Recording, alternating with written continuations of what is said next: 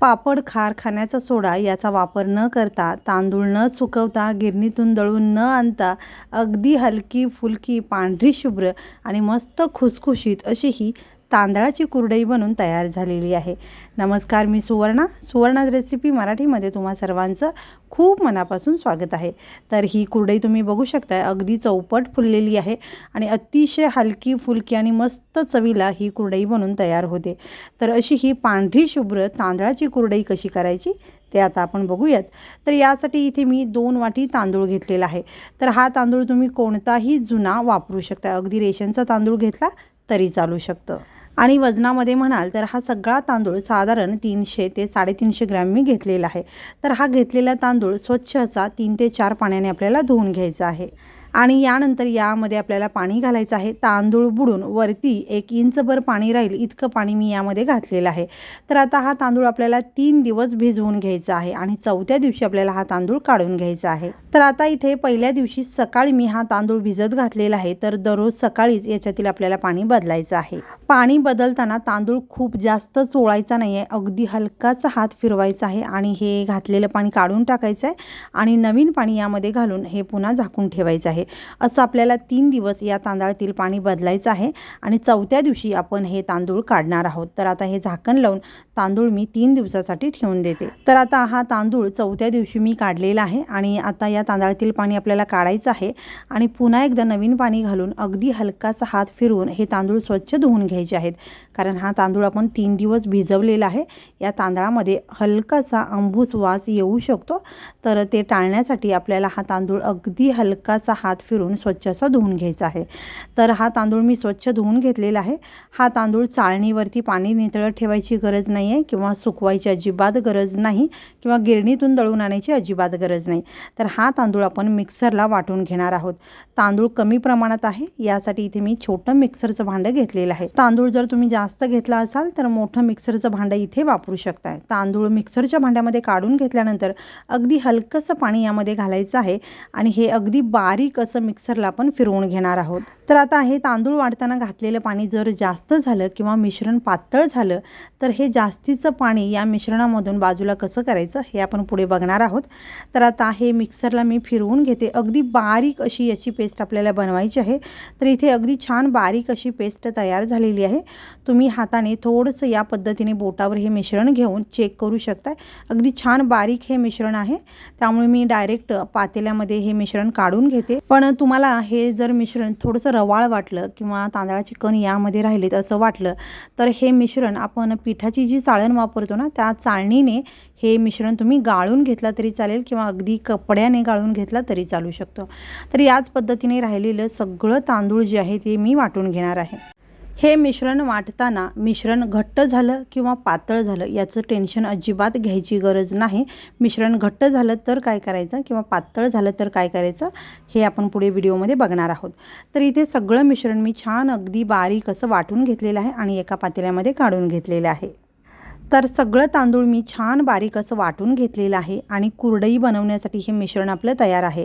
तर या तयार मिश्रणापासून लगेचच आपण कुरडई बनवू शकतो, पण कुरडई अजून जास्त पांढरी शुभ्र होण्यासाठी आपण हे पीठ 1 दिवस ठेवणार आहोत। पण याच्यामध्ये पाणी घालून आपल्याला हे पीठ असंच ठेवून द्यायचं आहे। तर हे तयार केलेलं पीठ किंवा चीक तुम्ही अगदी 15 ते 20 दिवस ठेवू शकता, अजिबात खराब होणार नाही, अगदी व्यवस्थित राहतं।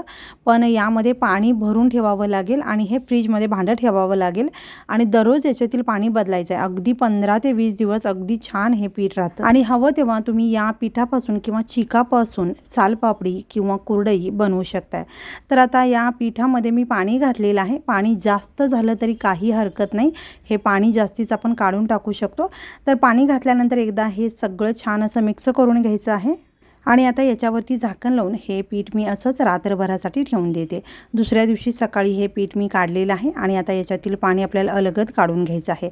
तर 1 दिवसासाठी मी ठेवलं होतं हे पीठ, त्यामुळे फ्रीजमध्ये ठेवायची गरज नाही, फ्रीजच्या बाहेरच ठेवलं होतं। तुम्हाला जर हे पीठ जास्त दिवस ठेवायचं असेल तर हे फ्रीजमध्ये ठेवा आणि दररोज याच्यातील पाणी बदला। तर आता या चिकावरचं जे जास्तीचं पाणी होतं ते मी काढून घेतलेलं आहे आणि हे चीक छान असं मिक्स करून घेतलेलं आहे। तर 3 दिवस भिजवलेला तांदूळ वाटल्यानंतर मिश्रण पातळ झालेलं आहे असं वाटलं की तुम्ही 1 दिवसासाठी झाकून ठेवला तर दुसऱ्या दिवशी जास्तीचं पाणी वरती राहतं ते तुम्ही अशा पद्धतीने काढून घेऊ शकता। आणि हे मिश्रण जर जास्त घट्ट झालं तर अगदी हलकंसं पाणी टाकून छान मिक्स करून घेतला तरी चालेल। तर आता हे तयार मिश्रण एखाद्या भांड्याने आपल्याला मोजून घ्यायचं आहे। तर हे मोजून का घ्यायचं, पाण्याच्या अगदी योग्य प्रमाणासाठी हे मिश्रण कोणत्याही एखाद्या भांड्याने तुम्ही मोजून घेऊ शकता।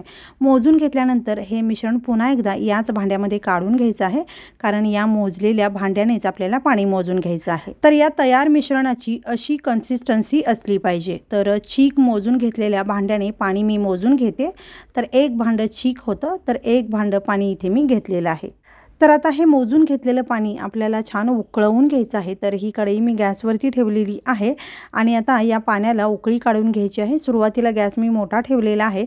पाण्याला उकळी यायला सुरुवात झालेली आहे आणि आता सगळ्यात आधी यामध्ये मी मीठ घातलेलं आहे।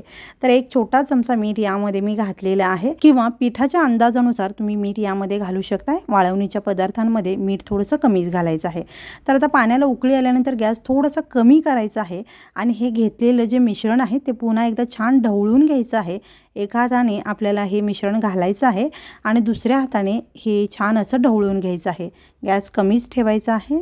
हे मिश्रण ओतत असताना एकसारखं आपल्याला ढवळत राहायचं आहे, मध्येच सोडायचं नाही आहे, नाहीतर या मिश्रणाच्या गुठळ्या होऊ शकतात। सगळं मिश्रण घातल्यानंतर हे मिश्रण आपल्याला एकसारखं ढवळत राहायचं आहे। मिश्रणाचा छान गोळा होईपर्यंत किंवा मिश्रण घट्टसर होईपर्यंत हे मिश्रण आपल्याला छान एकसारखं ढवळत राहायचं आहे। आता गॅसची फ्लेम आपल्याला अगदी शेवटपर्यंत अजिबात वाढवायची नाही आहे। कमी गॅसवरतीच हे मिश्रण आपल्याला शिजवून घ्यायचं आहे। अगदी बारीक गॅसवरती जरी शिजवून घेतला तरी चालेल। सगळं मिश्रण छान ढवळून घेतलेलं आहे आणि मिश्रण आता छान घट्टसर झालेलं आहे। मिश्रणामध्ये जर गुठळ्या राहिल्या असतील तर पळीने तुम्ही अशा पद्धतीने मोडून घेऊ शकता आणि मिश्रण असं घट्टसर होईपर्यंत आपल्याला हे छान एकसारखं ढवळत राहायचं आहे। तर आता हा गोळा छान तयार झालेला आहे आणि आता आपण हे जे पीठ आहे ते छान वाफवून घेणार आहोत। तर 15 ते 20 मिनिटे आपल्याला हे पीठ छान असं वाफवून घ्यायचं आहे। तुम्ही तांदळाचं प्रमाण जर जास्त घेतला असाल तर वेळ थोडासा जास्त लागू शकतो। तर आता पाण्याच्या हाताने हे पीठ आपल्याला छान असं एकसारखं करून घ्यायचं आहे आणि दाबून घ्यायचं आहे, म्हणजे हे पीठ व्यवस्थित वाफवलं जातं। तर आता याच्यावरती झाकण लावून हे पीठ आपल्याला छान वाफवून घ्यायचं आहे। गॅस अगदी कमी ठेवायचा आहे। पीठ व्यवस्थित शिजलं गेलं की आपली कुरडई मस्त हलकी फुलकी आणि खुसखुशी तयार होते। त्याचबरोबर अगदी चौपट फुलणारी आपली ही कुरडई बनून तयार होते। पीठ जर व्यवस्थित शिजलं गेलं नसेल तर कुरडई जास्त प्रमाणात फुलली जात नाही। त्याचबरोबर कुरडई सुकल्यानंतर किंवा वाळवल्यानंतर त्याचे तुकडे पडतात। त्यामुळे हे पीठ आपल्याला व्यवस्थित शिजवून घेणं गरजेचं आहे। तर 15 ते 20 मिनिटे आपल्याला हे पीठ शिजवायला लागणार आहेत। तर 15 ते 20 मिनिटे पीठ शिजत असताना अधूनमधून 3 ते 4 वेळेला झाकण काढून तळापासून पीठ छान ढवळून घ्यायचं आहे। त्यानंतर पुन्हा पाण्याच्या हाताने दाबून पीठ छान वाफवून घ्यायचं आहे। साधारण 20 मिनिटं झालेली आहेत आणि हे कुरडईचं पीठ आपलं तयार झालेलं आहे। हे पीठ तयार झालेलं आहे हे ओळखायचं कसं, तर या पद्धतीने हे पीठ छान मिक्स करून घेतल्यानंतर तळाला जे पीठ लागलेलं आहे त्याच्यापासून हा वरचा गोळा वेगळा झालेला दिसतो आणि हा गोळा अगदी हलका जाणवतो। त्याचबरोबर खाली तळाला जे कढईला चिटकलेलं पीठ आहे ते सुद्धा तुम्ही अशा पद्धतीने थोडंसं काढून बघितलं तर लक्षात येईल। हा पापुद्रा सुद्धा वेगळा होतोय, म्हणजे हे पीठ आपलं शिजून तयार आहे। पाण्याच्या हाताने हे पीठ अशा पद्धतीने थोडंसं बडवून बघितलं तर अगदी बलबलीत असं हे पीठ जाणवतंय। याचबरोबर हे पीठ अशा पद्धतीने हात लावल्यानंतर हाताला चिटकत नाही आहे अजिबात, आणि याचा गोळा करून तुम्ही जरी बघितलात आणि हाताला न चिटकता याचा छान असा गोळा तयार होतो। तर हे पीठ आपलं शिजून तयार आहे। त्याचबरोबर हा तयार केलेला गोळा काही सेकंद पाण्यामध्ये टाकून बघायचा आहे। पाण्यामध्ये या पिठाचा अजिबात अंश उतरलेला नाही आहे, गोळा जसाच्या तसा आहे, म्हणजे हे पीठ आपलं शिजून छान तयार झालेलं आहे। यासोबतच अशा पद्धतीने कढईच्या काठाला जे चिटकलेलं पीठ आहे ते तुम्ही काढून बघू शकता। याचा असा छान पापुद्रा निघतोय, म्हणजे हे पीठ तयार आहे। तर या पद्धतीने तुम्ही हे पीठ शिजलं आहे का ते चेक करू शकता। तर इथे बारीक शेवची जी प्लेट आहे ती मी कुरडईसाठी वापरलेली आहे। तुम्ही मोठ्या आकाराची जी शेवची प्लेट असते त्याचा सुद्धा वापर करू शकता। आणि पीठ या साच्याला लागू नये यासाठी थोडंसं पाण्याचा हात इथे मी लावलेला आहे, तेलाचा अजिबात वापर केलेला नाही आहे। थोडंसं पाणी लावलं की हे पीठ साच्याला अजिबात चिटकत नाही। आता या साच्यामध्ये आपल्याला हे पीठ भरून घ्यायचं आहे। तर तयार झालेलं पीठ अगदी गरम असतानाच या साच्यामध्ये भरायचं आहे। साचा गरम लागत असेल एखाद्या कापडाने पकडू शकता। तर इथे राहिलेलं पीठ झाकून ठेवायचं आहे. पीठ गरम असेल तरच कुरडई अगदी छान पडते. तर आता साचा व्यवस्थित बंद करून घेतलेला आहे आणि इथे मी प्लास्टिक शीट अंथरून घेतलेली आहे, कापडाने स्वच्छ पुसून घेतलेली आहे आणि आता आपण कुरडई बनवूया. तर ही कुरडई तुम्ही तुमच्या आवडीप्रमाणे लहान किंवा मोठी बनवू शकता. कुरडई 2 वेड्यांचीच असावी, यापेक्षा जास्त जाड किंवा यापेक्षा पातळ नसावी. अगदी व्यवस्थित अशी ही कुरडई बनवून तयार होते. कुरडईची तार तुम्ही बघू शकता छान खेचली जाते आणि कुरडई घालताना अजिबात मोडली जात नाही. तर पीठ आपलं जर व्यवस्थित शिजलेलं असेल तर या पिठाला छान असा चिकटपणा येतो, अशी तार येते आणि कुरडई घालतानाच नाही तर वाळल्यानंतर सुद्धा अजिबात मोडणार नाही. तर याच पद्धतीने सगळ्या पिठाची मी कुरडई बनवून घेते.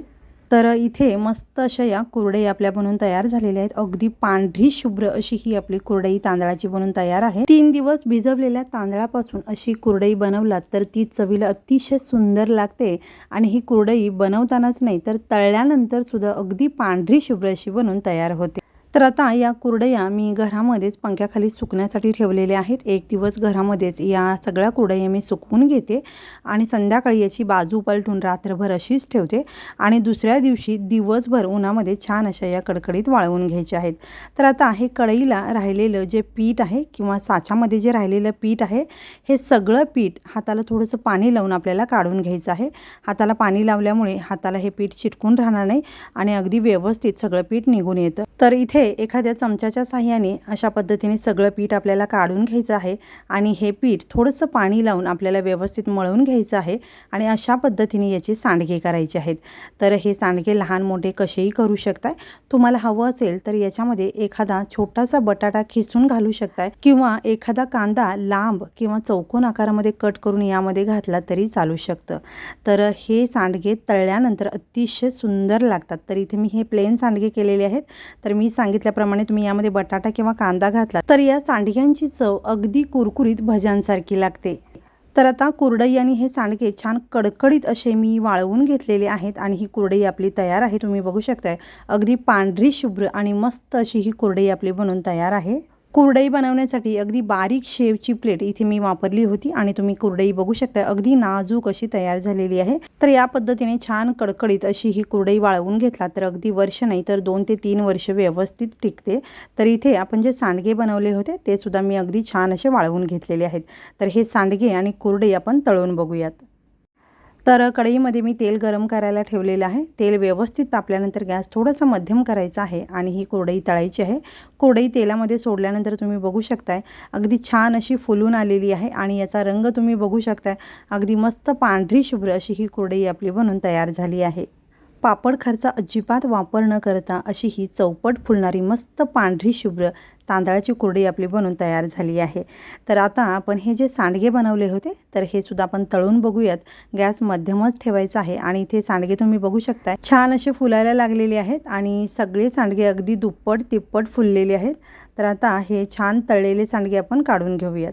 तर इथे अगदी पांढरी शुभ्र हलकी फुलकी मस्त कुरकुरीत खुसखुशीत अशी ही तांदळाची कुरडई बनवून तयार झालेली आहे. तर इथे एक कुरडई तुम्हाला मी तोडून दाखवते. बघू शकता तुम्ही अगदी हलकी फुलकी मस्त खुसखुशीत आणि कुरकुरीत कुरडई तयार झालेली आहे आणि आपण जे सांडगे बनवले होते ते सुद्धा अगदी खुसखुशीत झालेले आहेत.